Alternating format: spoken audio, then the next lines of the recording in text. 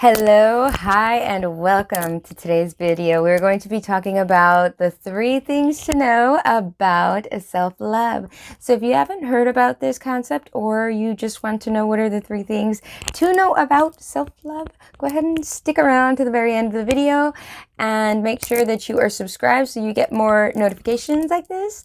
And let's go ahead and get into it.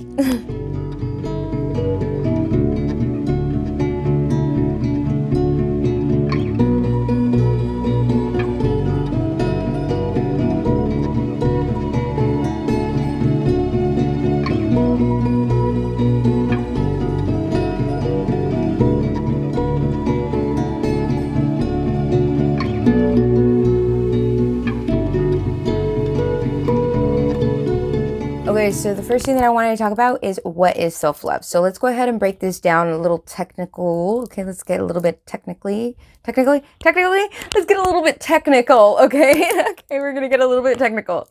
So self-love, what is self-love? So first, let's break it down. What is self? Having a sense of self is looking at all aspects of ourselves, mind, body, spirit, etc. There are so many aspects of ourselves. It is beautiful. I want to say it is beautiful. And when we have a sense of self, it's having more of an awareness of self. You don't have to know about every aspect of yourself. You just have to become aware of it.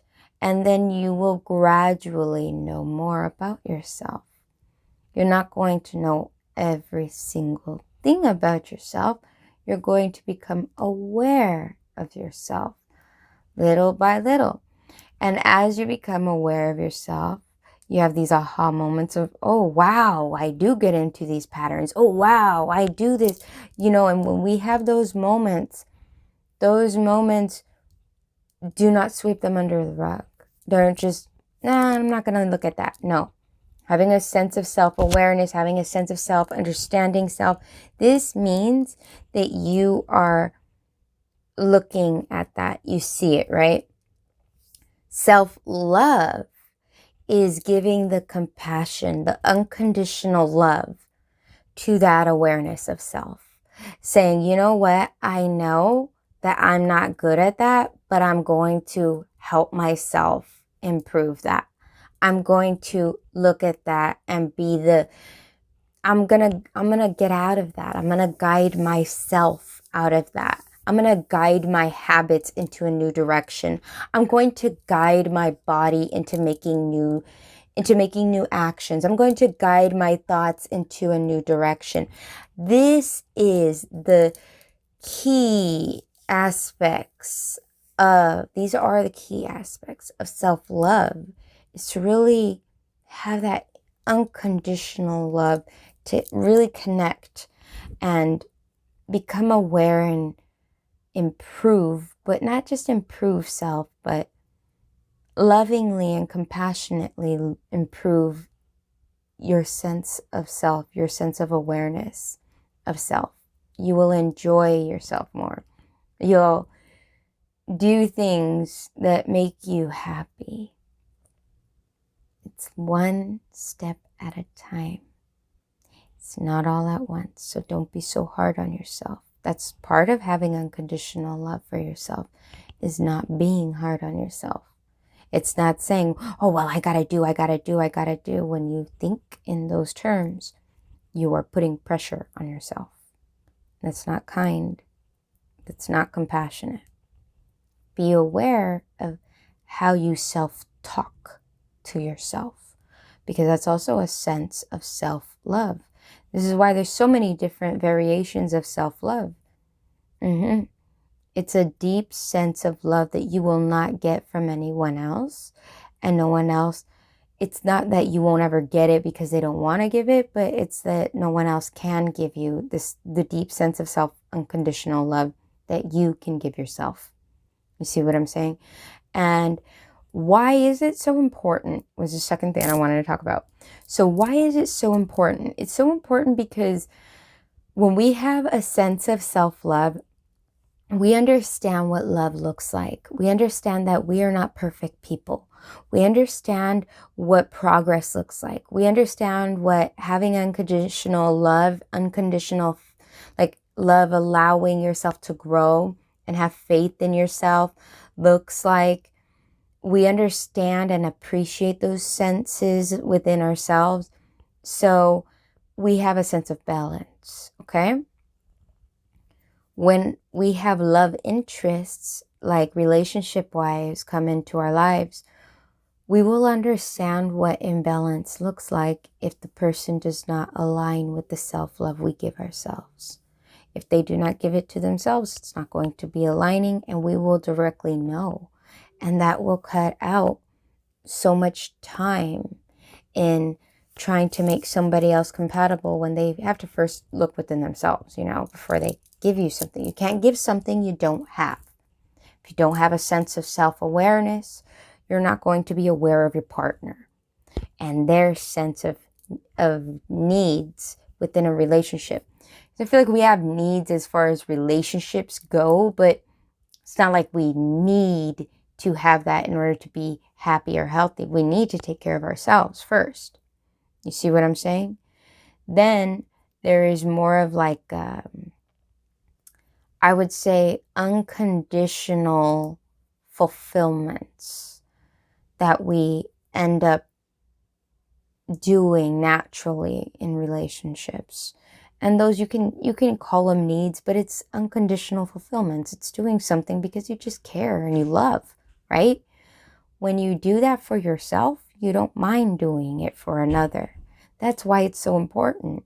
You won't ever feel like your partner's burden. You'll feel like you want to do something for them because you want to do something lovingly and unconditionally for yourself. That's why it's so important. Now, the third thing, I was going to say the second thing, now the third thing that we're going to talk about real quick is I wanted to say like a few things how you can practice self-love. So there are so many ways. I am not going to say these are the only ways because there's no like only this way or that way. As a matter of fact, if you look it up on Google, you will find all kinds of different variations. So wherever you are in life, I would just suggest like kind of like a general, really good, a really good way for you to measure what kind of self-love you should be giving yourself right now. How should you? Is by looking at yourself, doing the self-awareness, understanding, I seem to be very stressed. Let's say you're stressed about work or something, right? Just going to throw that one out there. Then how would you practice self-love? Becoming aware of your thoughts, putting maybe affirmations in the forefront of your mind, which means you don't have to have so many affirmations. You can have just one that you constantly go back to saying every single time you have a negative thought. As a matter of fact, it'd be easier if you have just one that you use to redirect yourself to not say negative things. It could be something as simple as, I am positive and I am lovable. I am positive and I am lovable. Every single time you say something negative about yourself and you say, oh, I'm in a hurry, I gotta get this or that, and you're saying this in your mind to yourself, say, I am positive and I am lovable. I am positive and I am lovable. And continue to do the tasks that you're supposed to do. Saying, all the while you are saying in your mind, I'm positive and I am lovable. When you do this, you will have this sense of, okay, I'm redirecting my mind. You're practicing awareness. And that's beautiful right there. So, but it's going to be in so many different ways. Sometimes it's our habits. Sometimes it's a physical habit. Sometimes it's a mental habit. But it all starts in the mental, you see.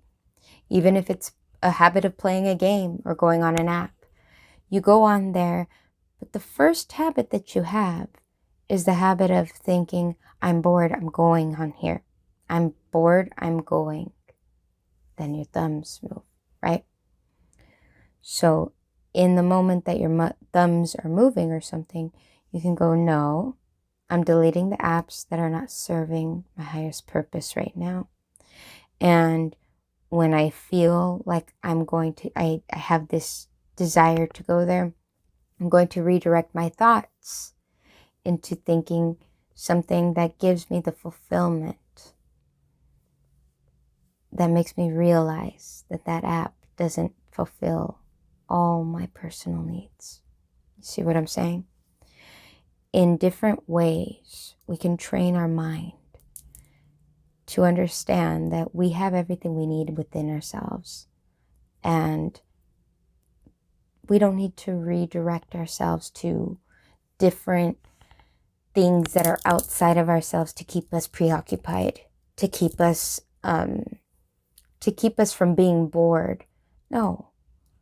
If you're just doing something because you're feeling bored, then you're not really having a sense of self and growth, because there's this never-ending thing of self-growth that can happen. And in that, you will never find a moment of boredom. Yes. So those are the 3 things that I wanted to just touch on with you guys. And I am just so happy you guys got to have this understanding, this awareness. And I would like to know, let me know in the comments below, how do you practice self-love? What is it that you do? What do you like to do? I would love to hear from you, so that way we can all share all kinds of ideas and just practice them. I think it's absolutely beautiful. All right, so don't forget to subscribe below and comment below. Let me know what you think about this video. Like this video if you got anything positive from this. And I'll see you guys again in the next one. Love you guys and have a fantastic week. Okay? Bye.